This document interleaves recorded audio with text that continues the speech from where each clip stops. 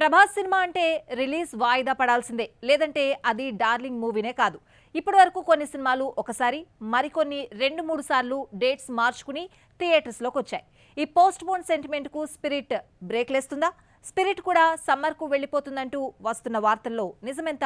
Watch the story. ఆ మధ్య Prabhas sets పై ఉన్న సినిమాలు పూర్తి కాకుండానే కొత్త సినిమాలు మొదలు పెట్టేశాడు. దీంతో ఏదీ పూర్తి చేయలేకపోవడంతో ఒక్క సినిమా కూడా అనుకున్న టైంకి రాలేదు. ప్రెజెంట్ సెట్స్ పై ఉన్న ఫౌజీ, స్పిరిట్, కల్కి 2 పూర్తయ్యే వరకు మరో మూవీ జోలికి వెళ్లకూడదని డిసైడ్ అయ్యాడు ప్రభాస్. హీరో డేట్స్ ఇవ్వడు, అందుకే సినిమా వాయిదా అంటూ డార్లింగ్ పై నెగిటివ్ ప్రచారం జరిగింది. ఈ బ్యాడ్ ఇమేజ్ నుంచి బయటపడడానికి ఫౌజీ షూటింగ్ లో నాన్ స్టాప్ గా పాల్గొంటున్నాడు ప్రభాస్. ఫౌజీని డిసెంబర్ 3న రిలీజ్ కాకపోతే నిర్మాతలే కాదు, హీరో కూడా నష్టపోతాడు. ఓటీటీతో జరిగిన అగ్రిమెంట్ ప్రకారం అనుకున్న రోజు రాకపోతే ముందుగా అనుకున్న రేట్ తగ్గిస్తారు.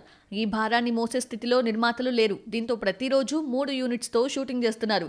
డేట్స్ అన్ని ఫౌజీకి ఇచ్చేస్తే స్పిరిట్ సంగతేంటి? ఈ లెక్కన 2027 మార్చి 5న రానట్టేనా అంటూ బాలీవుడ్ కథనాలు హల్చల్ చేస్తున్నాయి. స్పిరిట్ ని మార్చి 5నే తీసుకొస్తున్నారట.